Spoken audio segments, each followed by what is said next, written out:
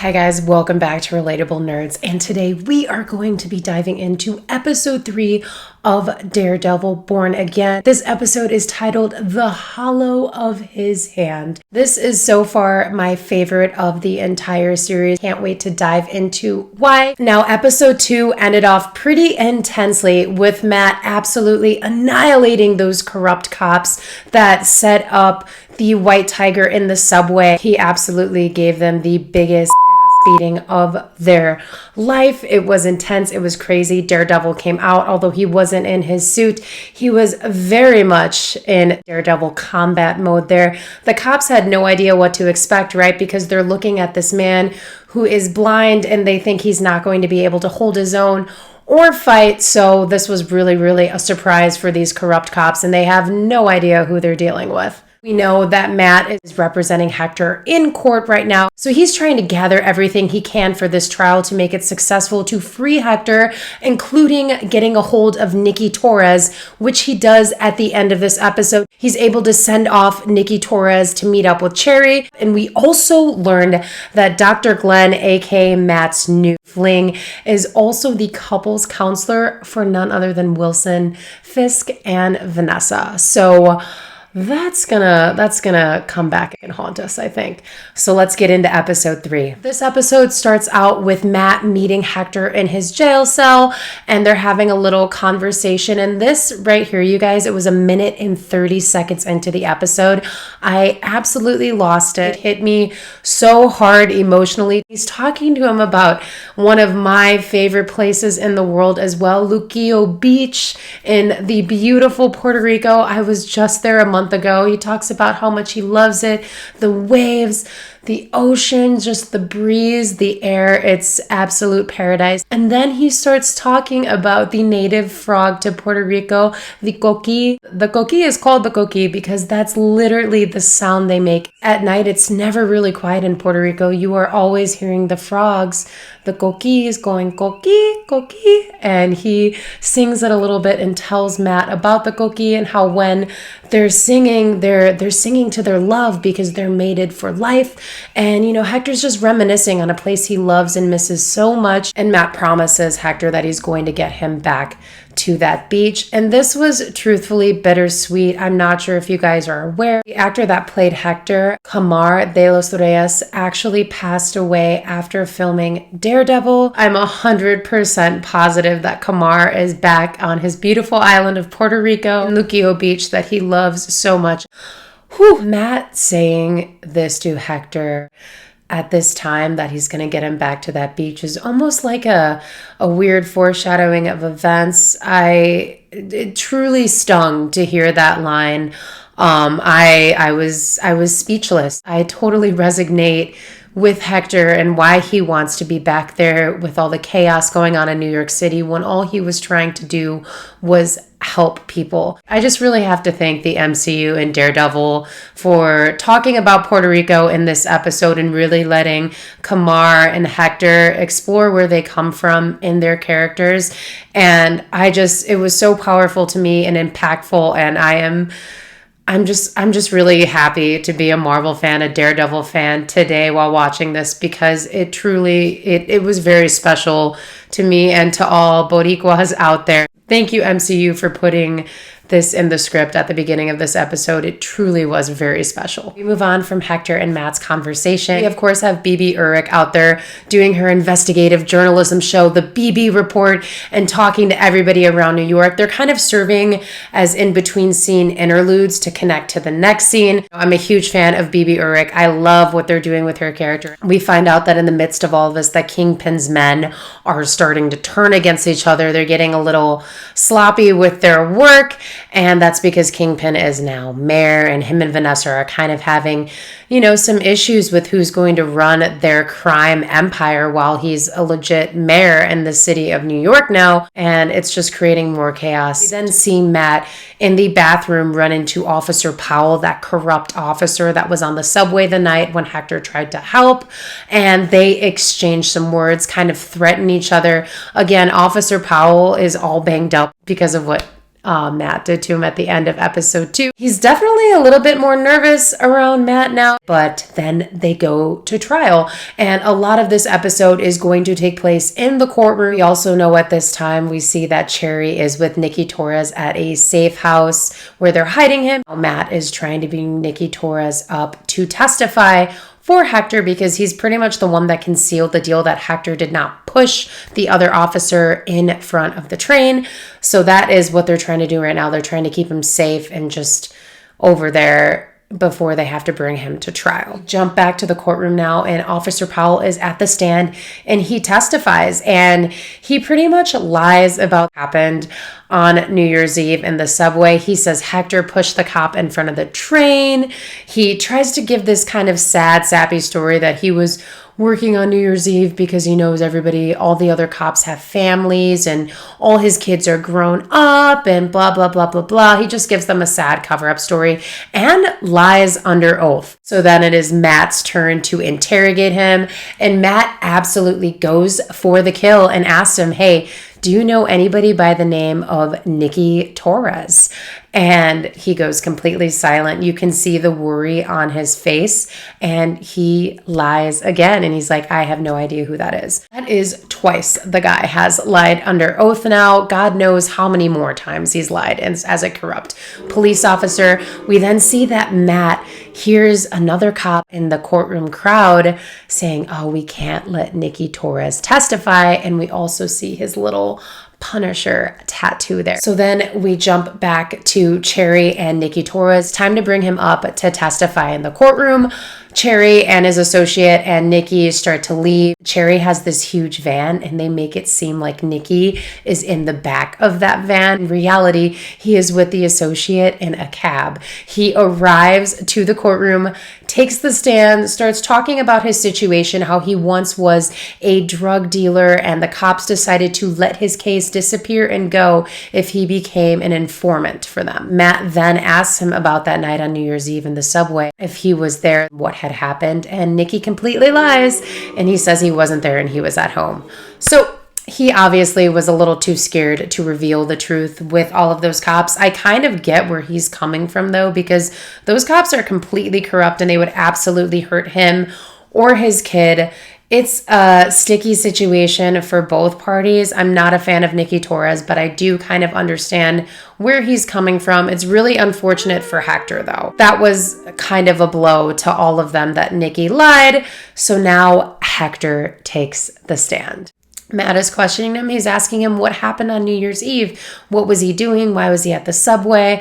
All of those details. Hector begins to say that he always wanted to get a place for his wife, himself, and his daughter. And he had just put a deposit down on the studio. He grabbed some flowers so he could have them in the studio. And he noticed what was happening on the subway. And he merely went down there just to help. Now, keep in mind, nobody knows he's the White Tiger, okay? And Matt definitely doesn't talk to him about this next part and get permission from him for what he's about to do, which he goes into his bag. He grabs the White Tiger mask, holds it up, and asks Hector if he's the White Tiger. That erupts the whole courtroom into chaos. Nobody knew Hector was the White Tiger, so everybody's kind of shocked. Matt knew that was pretty much the last thing he could say to then proceed with the next witnesses that he has for Hector.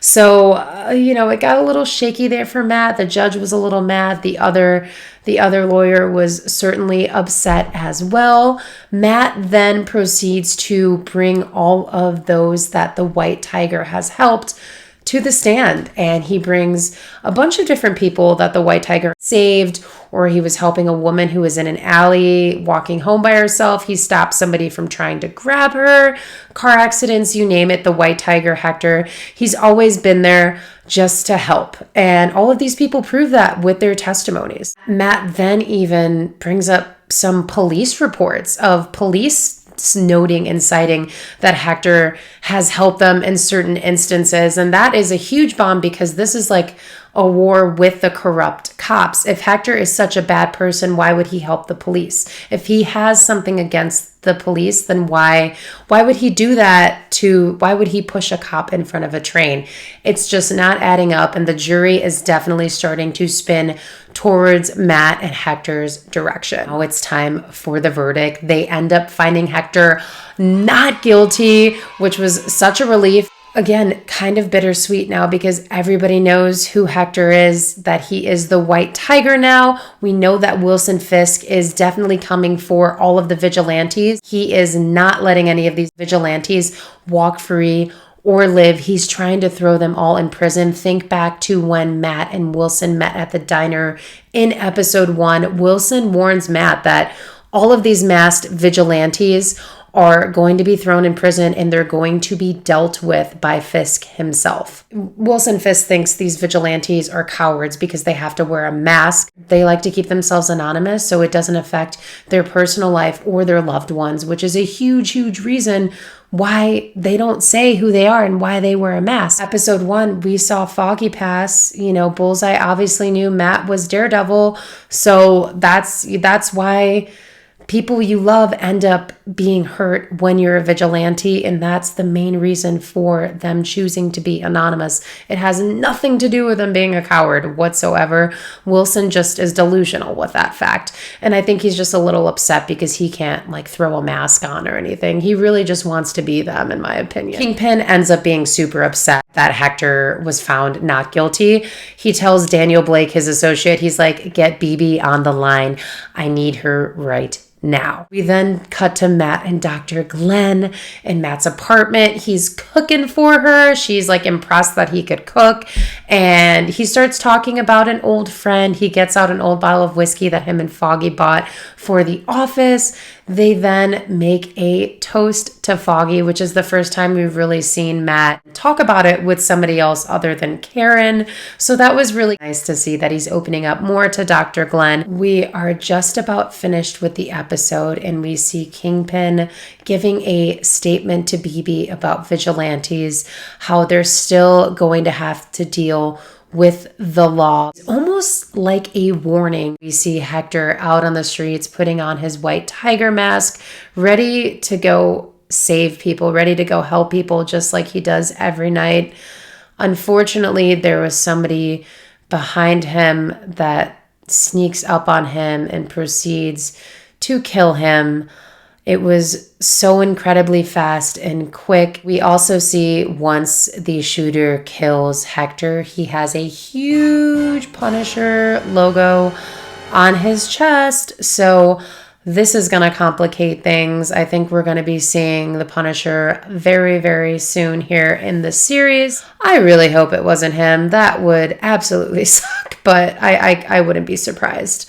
Hector Ayala died doing what he loves, protecting the city and helping people in any way that he can. It was just super unfortunate that it happened so soon after his court case. I'm a little conflicted over Matt's style of winning the case because once you reveal who a vigilante is, it's very easy to become a target. It's very easy to be followed, to hurt their loved ones, to interrupt their personal life. I can think of so many different instances that it's happened in Marvel, any comic book really. When your anonymity is lost, it becomes a major issue. It's truly heartbreaking, and we know that Wilson Fisk is not messing around with these vigilantes. The episode ends with that. I usually don't talk about the end credits of episodes, but these end credits to episode 3, forgive me for becoming emotional, but it was complete silence, and you heard the coquis of Puerto Rico singing like they would on the island when you hear them, that coqui little song they sing, and you heard the waves. You could close your eyes and you could be on Luquillo Beach. You could be in Puerto Rico and feel that paradise that Hector was craving to be back in. It's even more heartbreaking now because Kamar de Los Reyes has passed on.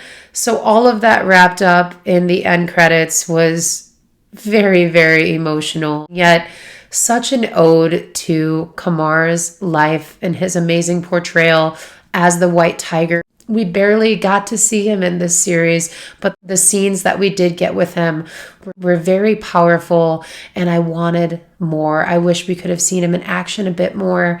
Again, thank you to the MCU for sending him off so beautifully, and for that gracious ode in the end credits, for letting him speak about his paradise and where he wants to return to. The fact that they put these little touches for Hector and Kamar in them, it was absolutely beautiful, and I loved every second of it. I said in my last episode breakdown that this show has the potential to be one of the best MCU shows of all time, and I stand by that. With this episode 3, I'm so invested into this series. It is just going to keep getting more gritty, more ugly, more intense. Wilson Fisk is not holding back against any of these vigilantes.